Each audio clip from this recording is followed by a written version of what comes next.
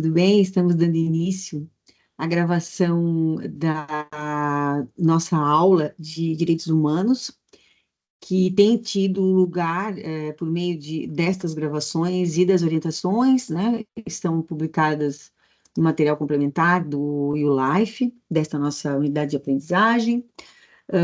Temos uma quantidade pequena de estudantes, né? Mas de qualquer forma, né, isso não faz com que nós não tenhamos que dar conta de uma quantidade considerável de atividades. Então, eu vou lembrando aqui, enquanto compartilho com vocês, vou lembrando de uma questão bastante importante, que são as datas das avaliações que eu estou recebendo de vocês por meio do e-mail que eu coloquei lá no material complementar para vocês. Então, tem toda aquela orientação em relação às nossas avaliações, tá? Então, seguimos aqui com essa aula, que é uma aula que pretende nos trazer para um outro lugar, né? Vamos pensar o seguinte, vamos dizer em outras palavras, né?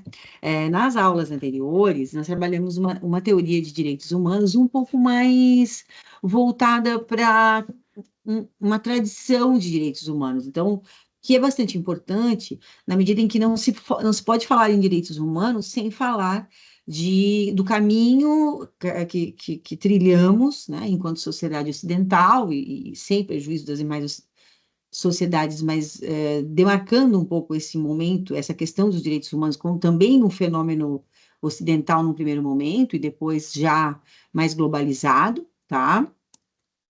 Então, nessa linha, vamos entender melhor, né? Agora, né, neste momento, vamos entender melhor o que nós queremos com essa questão, afinal de contas, de chamar de teoria crítica de direitos humanos, né? O que nós temos percebido, né? Então, hoje, nós podemos dizer que fechamos um assunto mais tradicional, mais conservador de direitos humanos, falando sobre a história em relação a esse fenômeno. Falamos das gerações de direitos humanos, é importante que a gente tenha clareza das gerações como, claro, né, como aspecto histórico, político, de luta por direitos, mas também como, do ponto de vista específico do direito como área, e da busca, da exigibilidade desses direitos, é também importante que a gente entenda que existem estruturas, né, existem as normas que positivam, que regulam os direitos fundamentais, né, ou os direitos humanos em cada geração, são normas que têm estruturas específicas. Então, quando a gente fala de uma geração, a gente está falando, como, por exemplo, as liberdades, né? Na primeira geração, a gente está falando de direitos negativos, né? De direitos que exigem abstenção, respeito de outrem. É nessa linha, né, que a gente gosta bastante de trazer para a gente pensar na prática também na busca de direitos. De outro lado, quando falamos de direitos prestacionais, direitos que têm uma origem nos direitos sociais, a segunda geração, estamos falando de direitos que exigem a obrigação de fazer, exigem atuação, chamados direitos positivos nesse sentido, né? Claro que depois, quando a gente fala da terceira geração, que são os direitos decorrentes da solidariedade, o fato de comungarmos de bens como o meio ambiente, como a questão da defesa do consumidor, e como também o reconhecimento, perdão, de uma vulnerabilidade nas minorias, então, por isso, de uma necessidade de organização de um sistema jurídico político que desiguale esses desiguais, também nesse sentido, tanto na questão dos direitos sociais, quanto esses direitos de terceira geração, nós também temos, não apenas na terceira geração, mas também grandemente necessidade de exigência, perdão, de luta, né, por políticas públicas que deem conta das demandas típicas desses direitos, certo? Um instante. Perdão. Uma aguinha que é bastante importante. Bom, então, por isso, hoje, nós avançamos para uma abordagem mais crítica de direitos humanos, certo? Que não, em tese, né, ela não supera a abordagem inicial que nós fizemos, mas ela pretende trazer marcadores, pretende trazer aspectos críticos para nossa reflexão, certo? Vamos só entender que aqui nós estamos trabalhando com uma lente, a do Herrera Flores, tá? O Herrera é um autor da América Latina, já faleceu, né? Foi muito cedo, né? mas Herrera Flores tem uma obra muito interessante, né, sobre a reinvenção dos direitos humanos, como podemos ver nesse slide aqui embaixo na referência, certo? E é uma escolha feita por mim, e pensem, né, levem em conta que nós temos várias possibilidades de teorias críticas. Nós temos autores de países diferentes, via de regra, não excepcional, não exclusivamente, mas via de regra são autores de uma chamada periferia do sistema mundo, do sistema hegemônico, ou como queiramos, né? Mas essa discussão da crítica, de uma teoria crítica dos direitos humanos e de um olhar crítico em relação a luta por eles, a concepção de direitos humanos e a prática é, da concretização de uma dignidade, né, das pessoas, ela vai passar pelas situações muito assim concretas de cada cultura, de cada localidade, né? Então, nesse sentido que a escolha aqui do Herrera Flores, ele é um autor que escreve, olha, a entrada do século XXI, então faz a virada do século XX para o XXI. A escolha minha é nesse sentido, né? Porque a gente tem um autor que conhece a realidade da América Latina, então a nossa também. E nesse sentido, então, vamos seguindo por algumas reflexões, depois a gente finaliza também com algumas provocações para as próximas aulas. Então, em relação aos direitos humanos, aqui a gente tem num primeiro momento, uma lembrança ou um pressuposto, né, que é o fato de, muito assim, alardeado por outros autores também, mas por Herrera Flores, os direitos humanos não são prévios à ação política ou aos interesses econômicos, mas motivos e resultantes da luta por justiça e democracia. Então, é importante dizer, os direitos humanos eles são, né, interesses que sequer atrelados à condição humana, que nós entendemos como atrelados à condição humana, mas que não são atemporais ou excluídos ou é, deixados completamente de fora, né, justamente dessa luta pelo dia a dia, pela questão econômica, pela questão da nossa própria visão de mundo, da nossa ideologia. Então, essa luta mesmo que nós vemos, né, em relação à própria questão do capital, ou como queiramos tratar esse assunto, né, é, a questão a sobrevivência, como falávamos antes, então, assim, das posições na sociedade, reconhecimento de que existem pessoas que acessam com mais dificuldade o reconhecimento político, o reconhecimento de um lugar na sociedade que estivermos estudando, tudo isso não é que os direitos humanos são anteriores e depois que os direitos humanos já foram declarados, aí sim que a gente vai discutir e pensar a questão política ou econômica relativa a eles, mas sim, são assuntos embrenhados, imbricados com esses aspectos políticos e econômicos, tá? Então, por isso que diz o autor, né? Eles são as duas coisas, eles são motivo de luta por justiça e democracia e também são resultantes dessa luta por justiça e democracia, certo? Vejamos então, vejamos então a nossa condição aqui, né, de entendermos melhor o que isso quer dizer na prática. Aqui, um outro aspecto do Herrera é trazer justamente a discussão de que movimentos sociais, e aqui essa fala em relação a movimentos sociais, ela tem um peso que muitos de nós podemos entender como um lugar de esquerda ideologicamente. Eu vou tentar abrir um pouquinho para a gente entender que no período de Herrera, é verdade que os movimentos sociais eram mais ligados à movimentação da esquerda. Hoje a gente já conseguiu enxergar que outros espaços ideológicos talvez não se deem esse nome de movimentos sociais, mas são grupos de interesse que se organizam, se mobilizam. Então, eu vou buscar entender aqui movimentos sociais nesse sentido ampliado, tá? Então, vamos lá. Os movimentos sociais, com seus mais variados interesses no caminho da conquista de um lugar político, jurídico, econômico, social, esses movimentos concretizam práticas também sociais, né? Buscando ampliar espaços em uma peculiar forma de conquista de dignidade. Então, assim, a questão de a gente entender que a negativa ou a negação de dignidade para muitos, né? tem feito com que a concretude da vida desses grupos, desses movimentos, desses. Enfim, vamos pensar bem genericamente, porque é importante deixar genérico mesmo, né? É, demarca um período de que a gente vai vendo ali até agora, né? Chama de peculiar, porque um período pós-declaração de direitos humanos, um período de realmente levantar as contradições em relação ao acesso aos direitos humanos, apontar. Afinal de contas, nos perguntarmos, e é por isso que é crítico, né? Nos perguntarmos por que que alguns acessam mais do que outros, e em cada comunidade, em cada sociedade, a gente vai ver especificidades dessas dificuldades de acesso a direitos. Alguns, assim, algumas peculiaridades que a gente chama, assim, são nuances, melhor dizendo, são nuances de uma cidadania que fica no quero, está escrito, eu tenho esse direito, eu sou igual, mas fica sempre nessa, ainda não, ainda não. Então, é perguntar por que existem algumas dificuldades em relação a determinados grupos, em determinadas comunidades ou sociedades, em tempos também históricos tais.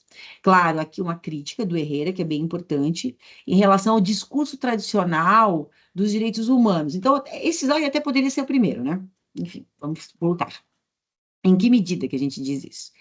A gente diz que poderia ser o primeiro porque os direitos, perdão, porque os direitos humanos são tidos assim como direitos à vida, à igualdade, então eles quase que ficam assim direitos etéreos, distante da realidade. Muitas vezes esse discurso tradicional, ele fala sobre direitos, interesses, uma igualdade, uma dignidade que não dá conta da realidade desses locais sobre os quais nós temos conversado aqui, né? Então, dado exemplos aqui, ainda não tanto exemplos concretos, mas na provocação, né?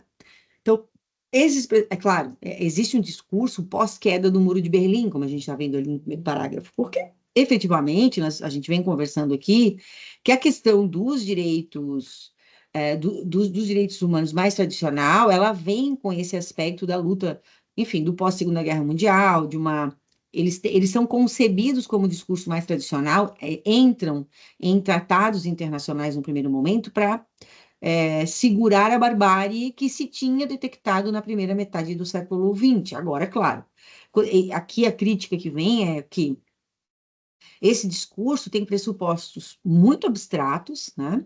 De uma abstração realmente em relação a quem é o homem, a quem é essa pessoa, esse sujeito desses direitos humanos, né? Ele é meio que pasteurizado, né? Ele não é levado em consideração num primeiro momento, e por esse discurso tradicional, se a gente não cuidar, né?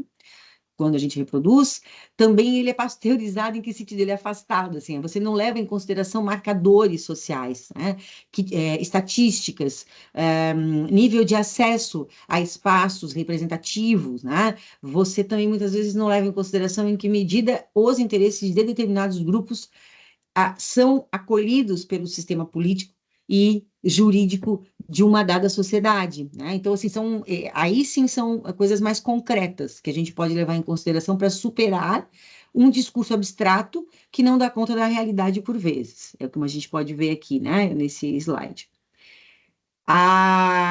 Em continuidade, né, aqui a crítica de Herrera Flores, de muitos de nós que trabalhamos com direitos humanos há muito tempo, de que esses direitos eles são considerados simplesmente direitos humanos porque foram declarados. E, por vezes, nessa perspectiva, a ideia do que são os direitos se reduz à extensão e à generalização dos direitos, que é um palavreado um pouco difícil, mas para dizer o seguinte, é como se a gente, e me parece que isso tem muito sentido, né? É como se a gente tivesse, como sociedade ocidental, se conformado com a positivação dos direitos humanos, ou seja, estão declarados, estão nos textos internacionais, né, nos tratados, e estão também nas constituições dos países, no formato, então, de direitos fundamentais, como conversávamos, né, em relação a esses conceitos, como eles se relacionam, e, enfim, a perspectiva positivista de direitos humanos, trazendo, então, o termo direitos fundamentais.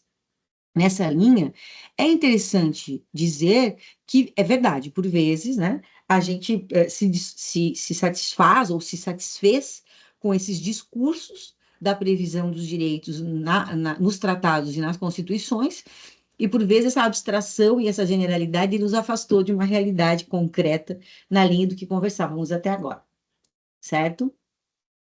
Inclusive, Hannah Arendt é uma autora a quem se imputa essa frase, essa compreensão que cidadania significa condição de ter direito a ter direitos. Então, quem é cidadão, quem é cidadã, tem direito a ter direitos, né? Essa é uma ideia que vem, e é importante, né, que a gente também reconheça o ganho e o marco desse tipo de concepção no pós-Segunda Guerra Mundial, né? E como essa frase ela tem um envolvimento com toda a discussão do discurso do nazismo, da contenção da barbárie, mas também me parece que alguns de nós precisamos de uma explicitação maior, né? O próprio nazismo, e eu creio que na aula anterior já tenha falado isso com vocês, é, o próprio nazismo é efetivamente parente muito próximo ou até filho do racismo, né? Então, são ideologias, são ideários bastante interligados, né? E existe obras muito interessantes em relação a isso, basta pesquisar. Eu tenho um querido colega, já foi meu aluno, hoje tenho orgulho de dizer que é meu colega, que é o Luciano Góes, que escreveu sobre isso.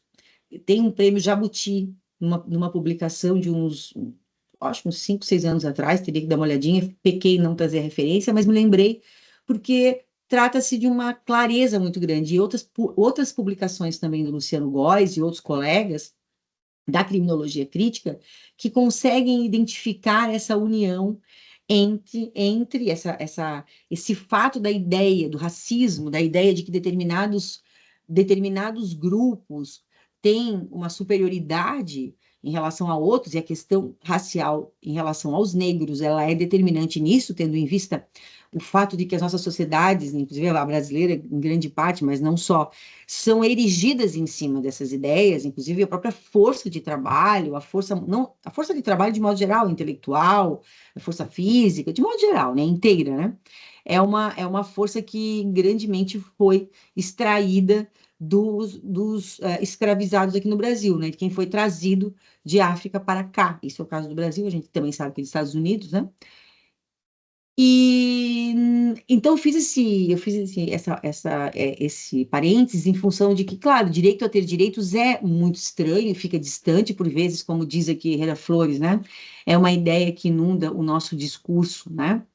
E mais tradicional, mais afastado de uma realidade que tem endereço, que tem conta bancária ou não, que tem cor, que tem roupas, que tem religiosidade, que tem várias questões identitárias, né? Tem orientação sexual, enfim, tudo isso são marcadores da vida real, da concretude, da existência dos diferentes povos, culturas, né? E que por vezes fica pasteurizado, né? Fica anulado quando a gente pasteuriza esse discurso do direito a ter direitos. E aqui o autor faz uma crítica. Quantos direitos? É um trecho do Herrera, né? Na obra Reinvenção dos Direitos Humanos. Quantos direitos? E os bens que tais direitos devem garantir? E as condições materiais para exigi-los ou colocá-los em prática?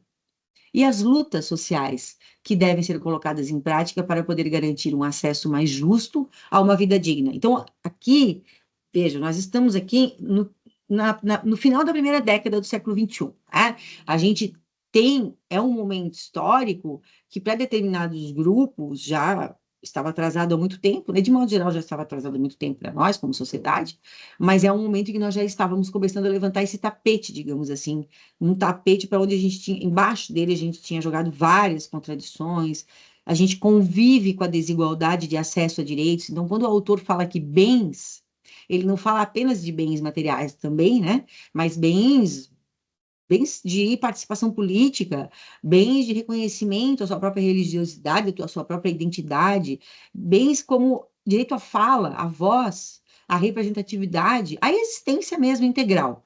Então, essa é uma questão muito interessante que hoje a gente já vê. Hoje a gente já vem caminhando, isso aqui 2009, digamos assim, essa obra, olha, nós estamos em 2024. Então, hoje a gente tem muita história no meio nesse período. A gente já tem práticas, lutas por decisões judiciais, lutas por leis, lutas por uma existência social, cultural, que seja realmente assim, não, esse é o meu lugar, de ocupação mesmo, né? De, como a gente chama, né?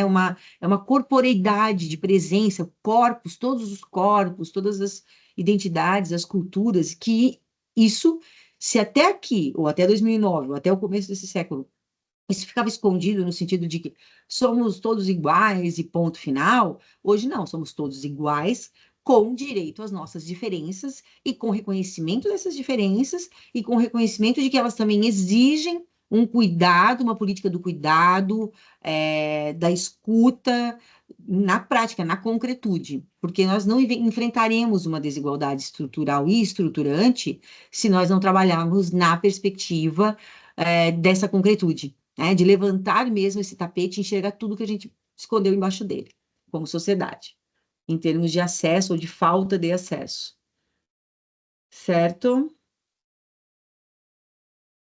Claro, essa perspectiva das questões estruturais, a gente pode trazer aqui a gente precisa falar de Brasil, né? Então, até o slide anterior, até o slide 6, eu trouxe para vocês uma visão geral em relação ao autor, que vai falar das posições, na verdade, ele fala das posições sociais, em que medida nós estamos acessando os bens, né? Como a gente dizia agora, que são materiais e imateriais, políticos, econômicos, como queiramos, né? E como a gente tem as diferenças de acesso. Agora, falando de Brasil especialmente, podemos falar da nossa realidade, a gente tem os números, a gente tem muitos dados, né? Todo ano, ou de 2 em 2 anos, a gente tem renovação de dados aqui no Brasil. Esse aqui esse slide é de 2017, a gente tem especificidades, claro, dos últimos anos, né? Mas eu trouxe só os elementos principais e trouxe a provocação para que a gente pudesse refletir um pouquinho mais e vou deixar algumas perguntas e tal para a gente poder pensar em que medida essa reflexão crítica dos direitos humanos é presente no cotidiano do direito, né?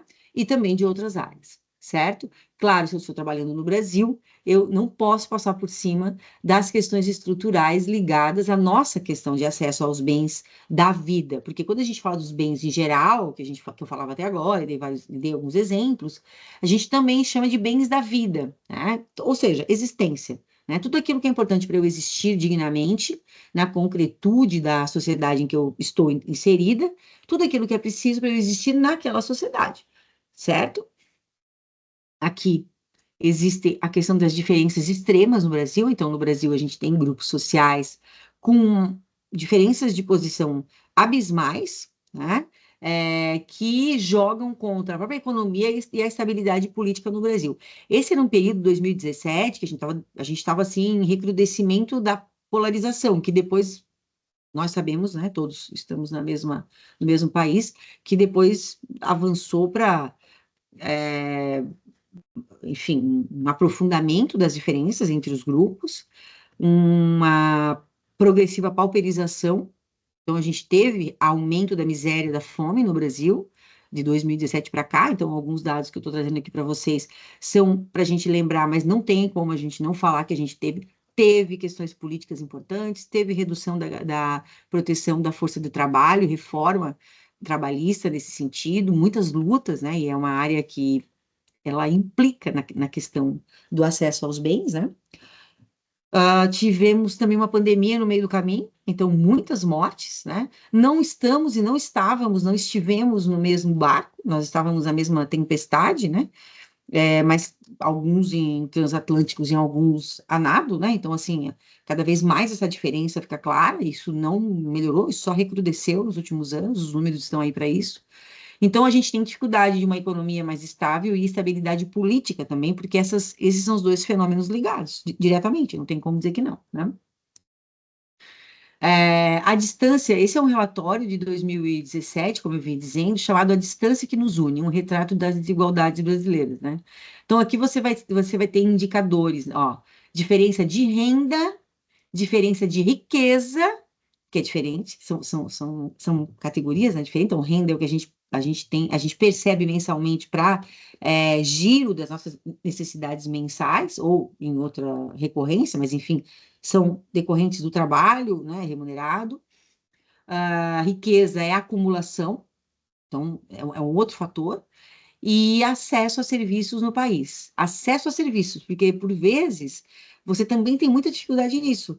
Grupos tão vulnerabilizados que não conseguem nem perceber quais são os equipamentos públicos que existem a seu favor, né? E, por vezes, não conseguem acessar esses equipamentos. Às vezes, por exemplo, o SUS, para algumas pessoas, ele não é tão simples de entender. E ele está ali, ele tem muitos benefícios, ele garante muitos benefícios. Mas, por vezes, é mais fácil para quem domina mais os instrumentos, as ferramentas intelectuais, ou então defesa técnica, às vezes advogado, enfim, né? Se relacionar com esses serviços públicos. Então, não é só sobre ter dinheiro, renda ou bens, como a gente falou até agora nos primeiros dois indicadores, mas é também sobre se entender com esse sistema que está aí, que é um sistema criado para a população em geral e que, por vezes, não é acessado para a população em geral, certo? Nesse sentido, renda, riqueza, acesso a serviços e políticas públicas no geral, por vezes, deveriam, não combatem mesmo as desigualdades, mas retroalimentam as desigualdades. Problemas no sistema tributário brasileiro, detectados em 2017, hoje nós estamos com uma reforma que pretende melhorar isto, nós não temos clareza se essa reforma, isso é um assunto interessante para o estudante de direito, se essa reforma vai impactar, vai melhorar o que a gente chama de progressividade dos impostos, né? Ou seja, tributar mais quem mais percebe riqueza, né? E, obviamente, uma tributação que não seja impeditiva, né, da liberdade econômica nem nada, mas que seja mais processual, mais progressiva, né, e que não continue argolando grande parte da população que é classe média e que paga, por vezes, a mesma faixa, né, de contribuição de classes altas, da classe alta. E lembrando que a população que fica na base da pirâmide econômica é a que mais contribui, né, porque ela contribui pelo que consome, um pouquinho em cada coisa, então, assim, é uma grande dificuldade por vezes, né? Os insuficientes investimentos em saúde e assistência social, isso voltou ainda no tempo, isso aqui retrocedeu. Nós tivemos depois disso, aqui a gente já estava com aquela emenda constitucional 95 dos gastos sociais avançando, então a gente ficou até pouco tempo atrás com ela vigindo, ela foi aprovada na madrugada no Congresso Nacional, reduzindo o avanço e a correção dos investimentos em saúde e educação, e, de modo geral, mais em saúde, aqui nesse nosso exemplo, né? Era a chamada, antigamente, a PEC, né? Quando era proposta de emenda, era a PEC dos gastos sociais, depois virou a emenda constitucional 95, que passou a vigir em 2018. Assistência social nunca recebeu realmente o investimento como está previsto na Lei Orgânica da Assistência Social e nos estados e nos municípios, né? Nunca esteve num patamar realmente interessante, cidadão, mas retrocedeu. Então, ainda retrocedeu, tá? E nossos desafios históricos para ampliar o acesso à educação pública, o que traz para a gente uma questão. Nós costumamos combinar que a cidadania, que a maior igualdade, que a prosperidade social e que a convivência social precisa de educação, né? Então, a gente costuma entender que a educação, ela é um pressuposto, né? Eu tenho que trazer a seguinte questão. A educação, ela tem sido, inclusive, alvo de disputas ideológicas cada vez mais assustadoras. Então, se a gente pensar só na questão econômica, temos alguns aspectos a levantar, tudo bem, mas também temos a questão social da proteção dos sujeitos. Então, se a gente fica disputando entre extrema-direita e outros grupos esse direito de falar e de educar a população brasileira, e negamos, né, liberdade de falar sobre as suas condições, sobre eventuais violências que estejam acontecendo na realidade de jovens, né, de estudantes, por vezes violências na família, violências na sociedade, sob o pretexto, esse impedimento, né, de discutir as violências que a gente tem visto nessas disputas aqui no Brasil, tidas em escola sem partido, essas questões, não pode discutir gênero, essas histórias todas que a gente tem ouvido e que tem sido moeda eleitoral, inclusive.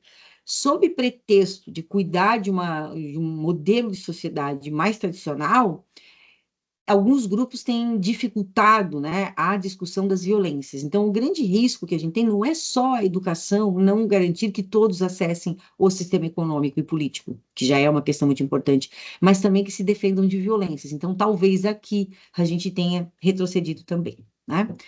Mas, de qualquer forma, é, temos aqui meia hora de conversa, me parece que é o tempo que nós temos escolhido para fazer os nossos vídeos e deixar os nossos alunos mais por dentro. Então, nessa linha, seguimos por aqui, sigo à disposição para tirar as dúvidas, né?